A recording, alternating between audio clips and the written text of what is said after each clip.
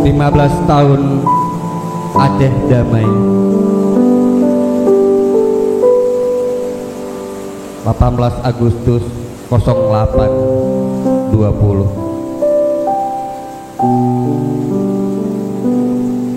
Dentuman senjata, desiran peluru, hantaman granat, rio pemburu, keprihatinan, ketakutan, rasa pilu menyengat kalbu. 15 tahun yang lalu anak Syuhada meradang kalbu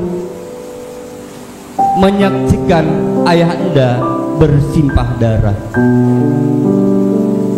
Merah darah menyengat luka ayah Syahid dalam duka demi perjuangan membela bangsa. 15 tahun yang lalu anak Syuhada kini dewasa. Luka lama tak mungkin lupa, kini hidup dengan ibunda, meratap nasib penuh derita, harapan mungkin bahagia. Karena yang berkuasa sahabat ayah tercinta. Namun apa yang dirasa? 15 tahun yang lalu rasa dendam mulai sirna, tercipta juga rasa damai, hasrat bangsa, termasuk juga anak Syuhada. Desiran peluru mulai reda, bedil senjata dipotong rata, para janda tersenyum bangga, anak Syuhada gembira ria, harapan hidup penuh sejahtera.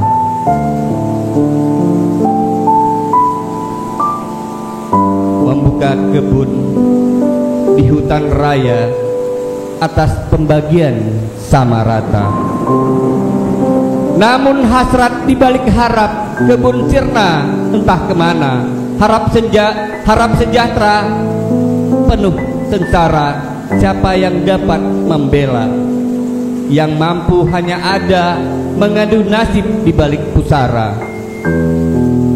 Ayahandaku tercinta, kini sahabatmu berkuasa, perjuanganmu membela bangsa diteruskan oleh mereka.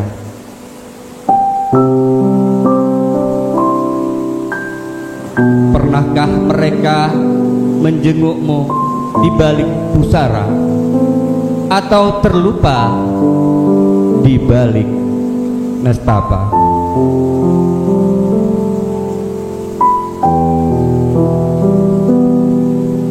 Oke, itulah sedikit renungan terhadap puisi yang saya bacakan. Mudah-mudahan kita semua dapat merenung kembali 15 tahun yang lalu Indonesia damai, penuh dengan keadaan yang tidak menentu. Tapi hari ini kita berjalan dengan damai, mengikuti semua perjalanan dengan damai, dan harapan kita ke depan 15 tahun yang lalu tidak akan kembali. 15 tahun lalu menjadi sebuah catatan sejarah yang kelam, dan 15 tahun lalu adalah sebuah situasi yang tidak kita inginkan kembali. Kita rajut damai dengan penuh bahagia, kita rajut damai dengan penuh sejahtera, dan harapan kita pemerintah juga ikut bersama memikirkan keadaan-keadaan anak Syuhada.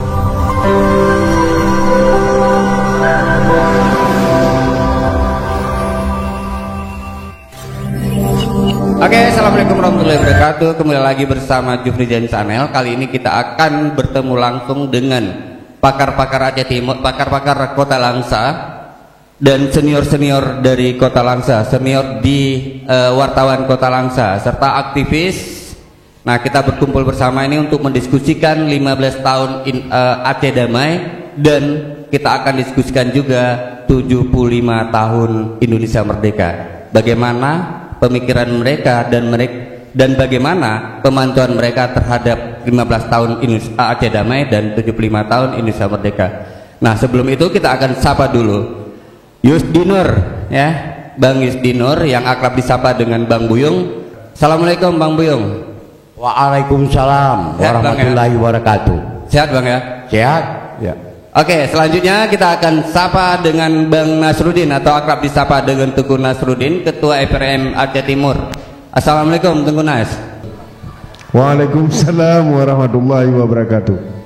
Dan juga salah satu dari media waspada dan senior di wartawan di Kota Langsa, Bang Munawar. Assalamualaikum Bang Munawar. Waalaikumsalam warahmatullahi wabarakatuh. Oke, bagaimana kita lihat 15 tahun Aceh Damai, Bang Buyung? Bagaimana kita lihat 15 tahun Aceh Damai? Menurut pantauan Bang Buyung, bagaimana keadaan sekarang? Apakah Aceh ini sudah sejahtera atau bagaimana Bang melihat kondisi itu Bang?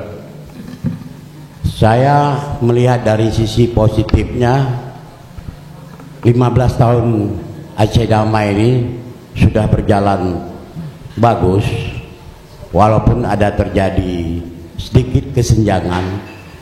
Ini semua akibat penataan atau penanganannya itu ada aplikasi, terutama ketika hari-hari peringatan Aceh Damai itu masih ada orang yang membuat acara berupa euforia, tapi bukan memerhatikan bagaimana mereka itu yang sudah korban, yang ditinggal orang tuanya, baik dari TNI, Polri dan dari orang sipil sendiri. Ini sama sekali belum menyentuh sampai ke akar rumputnya. Karena ini saya sangat sesalkan. Jangan menggunakan kalimat Aceh Damai ini untuk mengeruk keuntungan pribadi. Ini bukan saya mengkritisi secara miring, tetapi ini terbukti. Kita lihat di lapangan itu masih ada masyarakat yang mungkin, apalagi suasana COVID-19, ini masih ada orang tuh untuk beli beras saja nggak mampu, apalagi dengan aturan tadi tidak bisa begitu leluasa. Ini sangat memprihatinkan. Mungkin nggak ada yang mau bicara seperti ini yang saya bicara ini hari ini. Jadi ini aja yang perlu kita benarkan ke depan, agar pemerintah jangan beri kesempatan kepada mereka yang melakukan kesalahan. Jadi hukum itu harus betul-betul lah, jangan hanya masalah kenakalan atau kejahatan. Itu juga bahagian dari kejahatan negara yang dilakukan. Di situ uang negara yang digunakan. Kalau nggak ada uang negara itu mungkin kita diam aja secara pribadi, mau sumbang dia apa kayak buat acara euforia itu kita nggak ada kita apakan, mungkin kita juga ikut. Karena tapi gubernur sudah menunda Bang, tidak jadi untuk acara tersebut. Ya karena ini sudah mendapat kecaman dari masyarakat.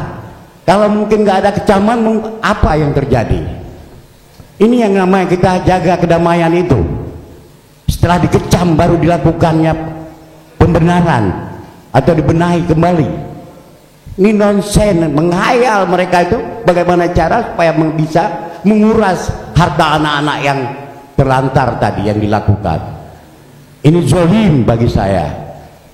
Kalau saya pemimpin, saya ini bahwa pemimpin zolim yang melakukan begini.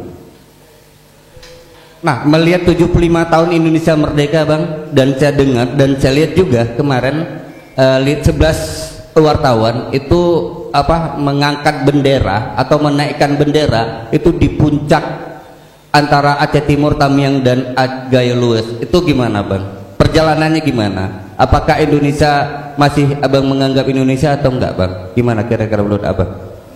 Kalau di sisi yang positifnya, kami para rekan-rekan wartawan yang terdiri dari 3 daerah kabupaten kota, Langsa, Tamiang dan Aceh Timur, ini kami sudah mencambuk tanda kutip bagi pejabat-pejabat itu yang mengaku dia NKRI, yang mengaku dirinya ada merah putih.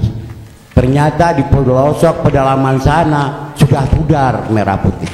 Maka kami terpicu ke sana mengibarkan merah putih dan mengajak anak-anak balita itu supaya jangan dia lupa. Kita kondisikan kembali, kita angkat Merah putih itulah bendera kita yang sebenarnya. Jangan dilupakan. Ini untung ada wartawan yang mau melakukan acara itu. Itu pun tidak ada perhatian Republik ini saya lihat. Arti Republik dalam arti 3 kabupaten kota itu sepertinya dianggap hura-hura. Padahal banyak lagi yang hura-hura yang dilakukan di kota ini sebelum-sebelumnya. Ini kan COVID, tapi kita berani ke sana mengarungi jalan yang begitu membahayakan, menantang maut. Punya bukti kita bicara, bukan tidak punya bukti. Mengarungi sungai, bahkan saya kelelep air lagi dalam sungai itu, karena menyelamatkan alat-alat untuk kita tayangkan. Sebagai kita jurnalis harus punya bukti dan fakta kita tayangkan ke publik. Demikian. Nah, perjalanannya Bang, mungkin bisa diceritakan sedikit Bang. Hal-hal yang menantang, dan saya dengar juga Abang juga mau kelelap air, mau dibawa air, arus air, itu gimana perjalanannya Bang? Ya, kita akui aja sebenarnya secara jujur tempat yang kemarin itu belum seberapa, tapi gitu pun sudah memang menantang maut. Apa sebab? Rencana kita sebelumnya bukan di situ, tapi karena ada dihadang oleh pengusaha besar mata sipit, mungkin tanda kutip. Saya bukan ekstrim, yang punya kebun itu Cina, tapi kita mau melintasi daerah yang akan kita pajang bendera merah putih, tempat yang tertinggi, ingin mengalahkan daerah lain di Aceh ini. Ternyata kami dihadang dengan alasan dibuat jembatan, sehingga kendaraan kita yang bawa barang yang berat, artinya berat, mesin genset dan makanan, ya, bahan makanan ini udah terhadang sebelumnya. Paksa kita kembali dan mencari tempat alternatif. Di tempat alternatif itu juga saya yakin bisa sebelumnya, tapi ketika mengarungi sungai itu, memang Sungai Simpang itu kita lihat, Sungai Tamiang itu kita lihat biasa-biasa saja. Ternyata arus sungai itu lebih membahayakan mungkin dengan laut yang paling kejam itu. Karena saya ada pengalaman di laut yang lebih dahsyat, seperti di Arapuru, Ambon. Saya sudah pernah ke sana. Itu arus sungainya yang di bawah yang menarik, bukan di atas yang deras. Ini sampai saya juga hampir menangis melihat para remaja-remaja yang ingin mengibarkan merah putih mengarungi sungai dengan menggunakan seuntas tali. Harus dia ikut acara itu yang kebetulan sangat tinggi partisipasi tanpa kita mengajak. Mereka tahu dari orang ke orang, dan ini memang tempat yang paling mengerikan. Kalau orang lihat ya biasa saja. Coba kalau berani dia lewat itu, potong kuping saya kalau belum pernah ke situ. Kalau berani dia, itu jantan dia kalau berani lewat itu sendiri. Ini boleh kita tanding. Memang itu memang dasar. Arus sungainya keras, arungnya pun ada yang dalam. Begitu juga dengan ketinggian yang batunya tajam. Bahkan ada kawan saya dalam rombongan itu, kebetulan saya ketuanya, saya lihat ada yang terjerembab, dia memeluk tanah. Untung ada tempat dia pegang, kalau enggak mungkin jatuh ratusan meter ke bawah dari ketinggian itu. Merah putih mungkin gagal naik waktu itu, tapi walaupun begitu belum tahu kita juara apa enggak ini di dalam grup kita. Saya perlu apresiasi untuk teman saya yang paling tinggi, dengan badannya buntal dia berani naik. Saya kayak gini aja nggak berani naik. Demikian. Oke Bang Nas, mungkin bisa diceritakan sedikit tentang 15 tahun Aceh Damai. Situasinya apakah sudah sejahtera ataupun anak-anak masih tidak tahu bagaimana damai Aceh gitu, ataupun sebaliknya, dulu kita rindu terhadap senjata, terhadap kontak senjata. Kalau belum ada kontak senjata kita belum bisa tidur. Nah sekarang situasinya gimana? Apakah anak-anak sekarang merindukan hal itu atau sebaliknya? Bagaimana, Tukur Nas? Terima kasih. Assalamualaikum warahmatullahi wabarakatuh. Terkait dengan persoalan perdamaian, tentu bahwa ada sejarah konflik yang sangat kelam melanda Aceh. Kita berharap bahwa konflik yang pernah kita alami dulu, harapan kita adalah ke depan tidak akan ada lagi di Aceh, karena ini adalah merupakan sejarah paling kelam ketika semua pendidikan, orang-orang mau sekolah nggak bisa, kesehatan, semua adalah merupakan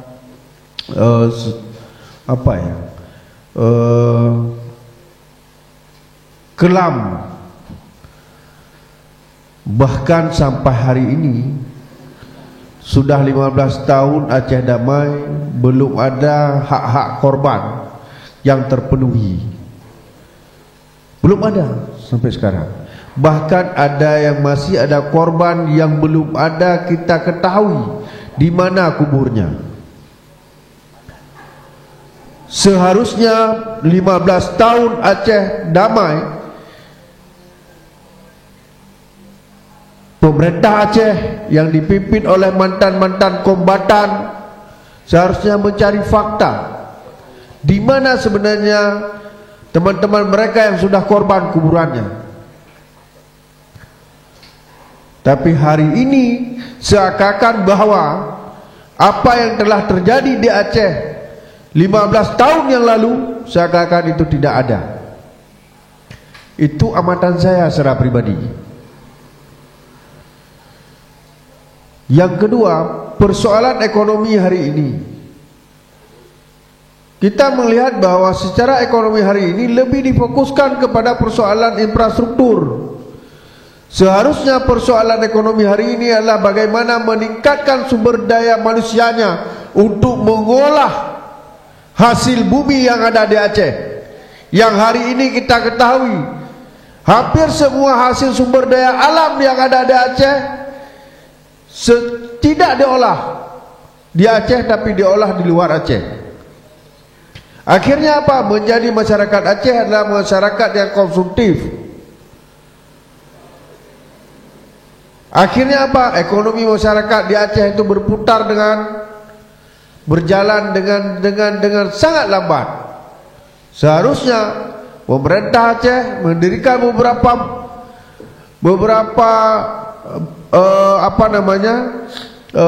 pabrik untuk bisa mengolah hasil buminya untuk diperuntukkan untuk masyarakat Aceh. Hari ini jangankan pabrik-pabrik yang lebih hebat, raksasa, pabrik tepung aja nggak punya di Aceh. Kita masih berharap dari luar Aceh. Apakah tidak ada anggaran? Ada. Jadi sekarang yang saya berpikir bahwa ngapain loh pemerintah dengan anggaran yang sangat besar.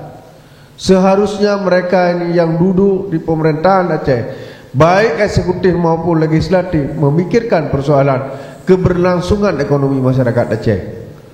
Nonsen bicara persoalan perdamaian kalau memang ekonomi di Aceh semakin sempit. Bagaimana belum lagi kita bicara persoalan idealnya tentang kesehatannya masyarakat. Belum kita bicara persoalan pendidikannya masyarakat Aceh dalam menyongsong hari-hari perdamaian ini. Nah, alokasi anggaran seharusnya benar-benar diseleksi oleh DPR yang memang diperuntukkan untuk kesejahteraan masyarakat Aceh. Saya tekankan lagi bahwa dua hal. Yang pertama adalah terkait dengan pemerintah Aceh harus wajib hukumnya mencari tahu di mana kuburan-kuburan orang-orang yang hilang sampai hari ini tidak tahu. Baik apakah itu dilakukan oleh siapapun, kita tidak ada urusan, yang penting ada. Faktanya jelas. KKR saya katakan hanya untuk memuaskan nafsu. Hari ini apa yang terjadi KKR? Yang ada uang dan uang kantor, uang dan fasilitas itu yang dituntut. Tapi hasil KKR sendiri sejauh mana sudah ada? Berapa orang yang sudah disidangkan? Siapa pelaku kekerasan di Aceh? Itu jauh sekali. Omong kosong. Sebenarnya hanya damai, tidak ada kontak senjata lagi. Tapi persoalan damai dalam pribadi korban ini sendiri hari ini belum damai. Dendam belum bisa dihilangkan ya. Traumatis, dendam itu belum bisa dihilangkan. Mungkin itu yang seharusnya pemerintah berpikir ke arah sana. Oke, nah melihat bagaimana 75 tahun Indonesia merdeka, itu bagaimana situasi sekarang? Ya, kalau kita lihat bahwa sebentar. Dan saya dengar juga kemarin ikut dalam perjalanan 11 wartawan yang ikut serta mengibarkan bendera di tempat tertinggi di Aceh Tamiang. Dan saya dengar juga waktu naik ke puncak harus turun pakai perut gitu. Dan bagaimana? Tapi tetap berjuang juga untuk menegakkan bendera di atas sana. Itu gimana perjalanannya? pertama sekali saya mengucapkan terima kasih sekali kepada kawan-kawan saya yang telah mengajak saya sebenarnya dalam kegiatan upacara HUT ke-75 tahun ini. Dan ini merupakan sejarah seumur hidup saya. Saya tidak pernah terlibat dari sekolah SD sampai hari ini, nggak pernah terlibat. Tapi kemarin saya terlibat. Untuk memancang sebuah menancap di bumi ini adalah terkait dengan bendera merah putih. Dan itu saya lakukan tidak ada dibayar oleh siapapun, tidak disuruh oleh siapapun. Saya berpikir bahwa waktu saya naik itu, saya berpikir ini enggak ada masalah. Tapi begitu saya naik ke atas, saya lihat ke bawah, ya kok luar biasa tinggi udah. Begitu saya pijak di batu itu, kebetulan batu kapur patah. Saya pikir ini innalillahi wa inna ilaihi raji'un. Sudah saya berpikir itu, memang ini kalau jatuh memang nggak ada cerita hidup, kemungkinan viral, mati. kalau jatuh viral. Dah, alhamdulillah saya pegang dengan kuat, bismillah, karena mungkin hampir 2000 kaki ketinggiannya. Ketika saya pacang bendera itu, saya berpikir alhamdulillah hari ini saya hidup di dalam negara Kesatuan Republik Indonesia. Saya hari ini menjadi warga negara. Tapi yang saya sayangkan adalah pemerintah sering sekali membuat kegiatan perayaan HUT RI ini, negara ini adalah di kota-kota. Seakan-akan bahwa perayaan itu milik orang kota. Padahal kerinduan masyarakat terhadap perayaan Republik Indonesia ini sangat dinantikan oleh masyarakat di pedalaman. Terbukti kemarin mereka mau menyeberang sungai, mau menapak kaki di atas bukit, mau berjalan berkilo dia jalan kaki. Hampir 10 kilo mereka jalan kaki. Mau mereka pagi-pagi mau mengikuti upacara HUT NKRI. Artinya apa? Bahwa mereka rindu suasana kemerdekaan. Memang tidak ada, tidak menjadi persoalan sebenarnya dengan 10 kilo itu daripada perjuangan Endatu kita untuk memerdekakan Republik ini. Akan tetapi perjuangan mereka hari ini perlu juga dinilai oleh bangsa-bangsa kita hari ini. Kenapa? Karena kita sudah merdeka lebih baik. Orang sudah jalan pakai mobil, punya fasilitas listrik, tapi masyarakat di pedalaman yang tempat kita datang kemarin, mereka belum menikmati listrik. Artinya apa? Masih jauh. Jadi harapan kita adalah kepada pemerintah pusat, pemerintah Aceh, untuk bisa melihat dan fokus ke depan. Kita berharap itu adalah lebih kepada daerah-daerah pedalaman. Berilah kemerdekaan buat mereka, karena mereka adalah bahagian dari kita, bahagian dari Republik ini. Jadi kita berharap bahwa kemerdekaan itu juga bisa dinikmati oleh penduduk-penduduk yang ada di pedalaman sana. Baik itu kemerdekaan terhadap kesehatannya, pendidikannya, termasuk hari ulang tahun Republik ini bisa dinikmati secara bersama-sama, baik di kota maupun di pedalaman. Saya dengar juga ada bocah-bocah petualang yang dilibatkan di sana.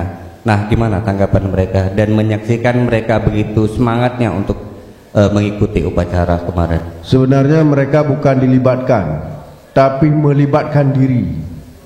Kalau dilibatkan kita mengajak, kita tidak pernah mengajak mereka. Tapi mereka sendiri punya partisipasi, keinginan, mereka ingin tahu sebenarnya bagaimana upacara itu.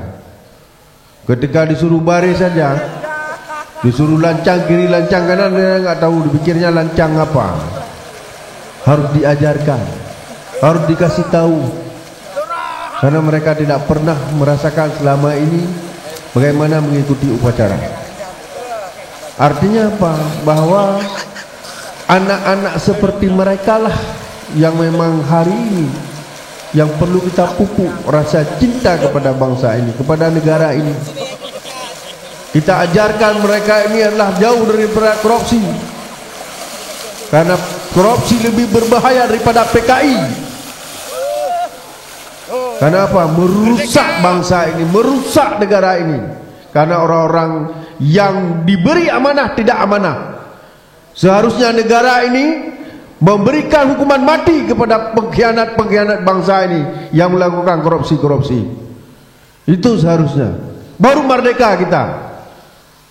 Kalau enggak akan selama-lamanya orang di perdalaman itu ya begitu-begitu terus. Karena yang menikmati hasil kekayaan bangsa ini adalah pengkorupsi-korupsi yang diberi amanah oleh bangsa ini dan negara. Oke, kita akan lanjutkan ke Bang Munawar. Bang Munawar, melihat dalam perjalanan, saya dengar juga dalam perjalanan kemarin itu ada beberapa masyarakat tidak pasang bendera. Apakah mereka tidak tahu dengan keadaan bahwa hari ini, hari kemarin 17 itu hari merdeka, atau bagaimana? Atau mereka sibuk sendiri dengan keadaan berladang sehingga dia terlupakan 75 Indonesia merdeka, 75 tahun Indonesia merdeka. Nah, bagaimana melihat situasi itu, Bang Munawar?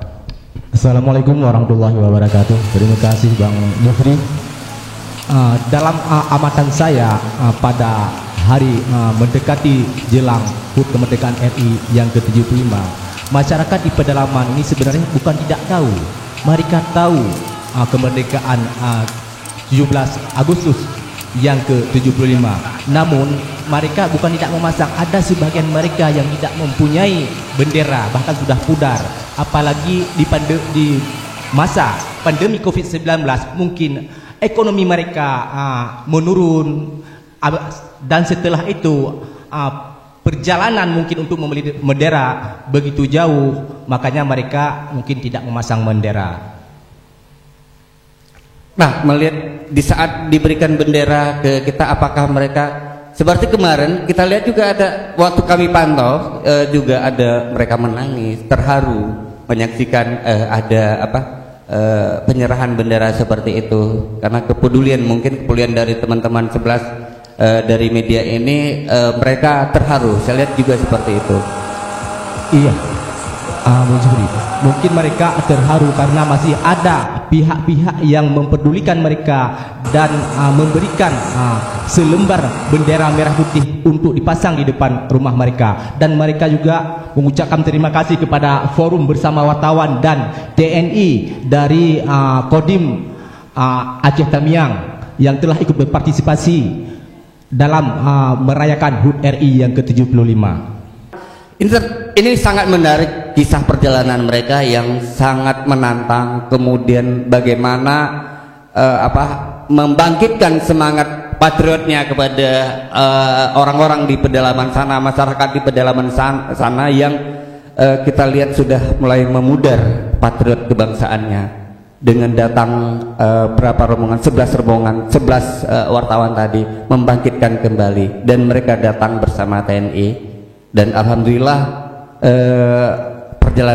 perjalanannya lancar dan antusias masyarakat dalam menyambut mereka luar biasa. Itu bagaimana? Bisa diceritakan pengalamannya, Bang Buyung? Diceritakan kembali perjalanan di awalnya. Baik, saya memang sangat antusias dan memicu kembali yang awalnya acara kami ingin mengibarkan, ingin membangkitkan, ingin memberitahukan kepada masyarakat yang jauh dengan perkotaan tentang merah putih tadi. Saya coba dengan awal kami berangkat dari Langsa, Yang sebelumnya kami memang meminta restu dari Dandim 0104 yang didukung.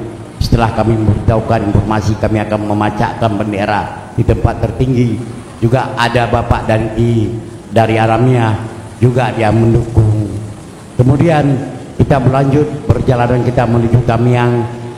Di sana kita memang diarti disambut lebih meriah oleh Bapak Dandim 0117 Aceh Tamiang, Kasdim, lengkap dengan personilnya, dengan pasukan trail TNT kalau tidak salah namanya, dan kami terus mengikuti. Dan di situ ada yang agak lucu, semestinya kami itu di depan untuk mengatur jadwal acara yang akan kita setting, tetapi karena mereka semangat TNI ini lebih mengalahkan semangat kami, mereka lebih keduluan. Dan di sana setelah sampai ke Pekan Pulau 3 itu memang banyak masyarakat itu ada, bahkan di lapangan nggak ada pasang bendera, sehingga Bapak dari Dandim dengan perangkatnya, aparat lainnya di Kodim 0117 memasang bendera di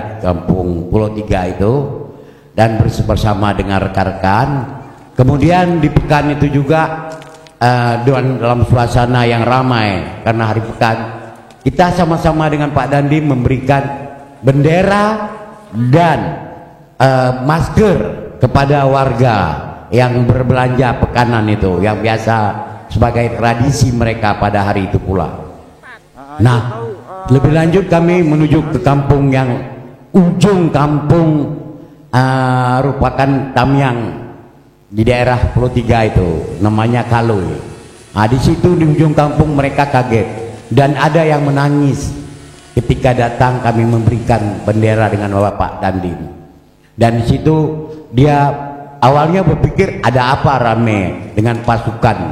Ini sebenarnya pasukan trail ini dengan seragam dia biasa aja, tapi bagi warga sana mungkin belum pernah melihat, kaget, mungkin bekas trauma dulu, ini ada apa gitu. Ada yang nangis, bahkan masing-masing mereka meminta bendera karena ada yang belum mampu membeli. Dengan suasana COVID mungkin ekonominya terbatas. Nah, itu perjalanannya memang cukup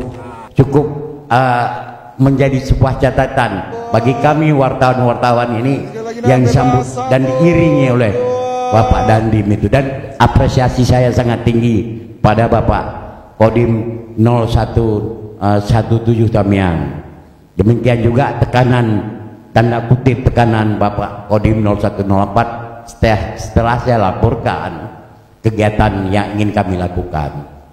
Nah, ini juga saya perlu berterima kasih kepada pihak yang telah membantu ada kendaraan yang menuju tempat terpelosok dari lingkungan hidup dan dari satu lagi BPBD. Mereka membantu kendaraan. Nah, ini sampai ke sana ke tempat sasaran ada rombongan pasukan kecil ya, pasukan kecil ini, pasukan cilik yang rata-rata umurnya belum belasan tahun, di bawah 10 tahun rata-rata. Mereka itu waktu saya serahkan, karena kami mau kembali dari tempat pelaksanaan itu sore, kami katakan karena pertimbangan daripada bendera itu nanti hanyut di bawah air atau diambil oleh orang, biarlah mereka yang udah berpartisipasi dengan kami ikut menyeberang, membantu, serta ikut upacara pula mereka. Bendera itu saya suruh ambil pada mereka masing-masing satu lembar, satu orang. Nah, di situ ada yang lain rupanya di luar itu mengambil duluan, dia nggak kebagian, nangis terseduh-seduh, terpaksa kami kasih kembali untuk mereka. Dan ini memang luar biasa, mereka itu tidak kami undang, tapi mereka itu tahu mungkin dengan kegiatan kami yang positif. Dan tapi saya terus mengutuk, banyak perusahaan di situ hanya mengambil kekayaan, mengambil keuntungan. Mereka tidak peduli sama warga situ. Saya sudah tanya, bukan saya rekayasa, ada warga yang nggak ada pernah mendapat apapun. padahal di situ perusahaan dari orang luar, artinya kalau boleh saya bilang mata sipit. Itu dia nggak, warga situ nggak ada apapun yang pernah dia rasakan. Kenapa? Saya berani katakan bahwa bendera pun kami yang kasih, semestinya mereka ikut membangkitkan, sudah mengambil. Oke, Bang Munawar, kira-kira harapan Abang melihat situasi kemarin, kemudian kira-kira melihat ada hal-hal yang sedikit dari pantauan sambil berjalan kita juga memantau keadaan, kemudian sambil berjalan juga menemukan ada sedikit kendala ataupun gejala-gejala kerusakan lingkungannya. Pak Munawar, dalam melihat situasi itu gimana harapan Abang terhadap pemerintah? Oke, terima kasih Bang Yuri. Dalam 15 tahun damai Aceh dan 75 tahun HUT RI, kita berharap proses perdamaian ini dapat menjadi momentum untuk merajut pembangunan secara bersama, dan cukup kita yang merasakan pahitnya konflik di masa yang lalu. Apalagi orang tua kita ataupun sahabat-sahabat kita yang mengalami langsung betapa pahitnya masa-masa konflik. Jangan pernah dirasakan oleh anak cucu kita di masa yang akan datang. Begitu juga kita lihat perjalanan menuju pedalaman Aceh Tamiang ini cukup disayangkan ya. Jalan penuh lubang dan berliku, ya kan? Kita harap jalan-jalan tersebut dapat diaspal. Selain itu kita berharap juga pandemi COVID-19 terus berlalu, dan kita berdoa kepada Allah Subhanahu wa taala agar musibah dan bencana yang kita rasakan saat ini dapat kembali hidup normal seperti sebelum-sebelumnya. Mungkin itu saja Bang Jufri. Terima kasih banyak atas perhatian senior-senior saya dalam berdiskusi hari ini, menceritakan tentang pengalaman perjalanan mereka untuk menegakkan tiang di ketinggian, menegakkan bendera di ketinggian Aceh Tamiang. Dan mudah-mudahan harapan kita semua bahwa bendera tetap berkibar dimanapun saja, bendera merah putih tetap berkibar, nilai-nilai patriot kebangsaan tetap tumbuh kekar walaupun masyarakat di pedalaman sana.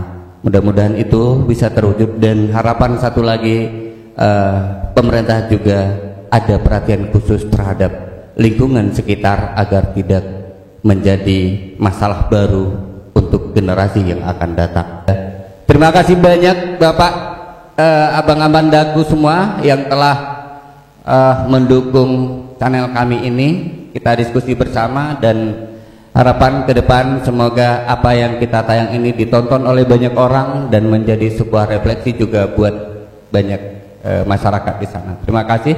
Saya akhiri dengan wabillahi taufiq wal hidayah. Wassalamualaikum warahmatullahi wabarakatuh.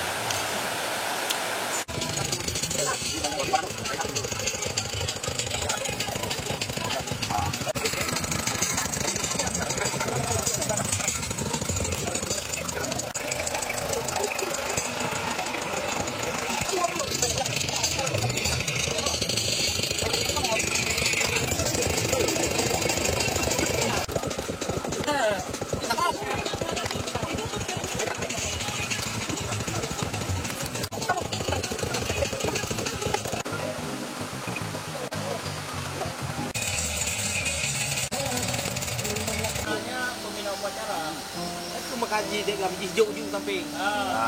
Diganti dek gam. Urusan dek gam. Bacaan undang-undang baru ada orang satu ya. Gam kan ajudan. Edi. Aku baca undang-undang aja lah. Jadi pembacaan undang-undang. Awak baca undang-undang, Pak. Jangan ini pula lagi. Dia nggak boleh pembacaan undang-undang itu Harus lapor kan?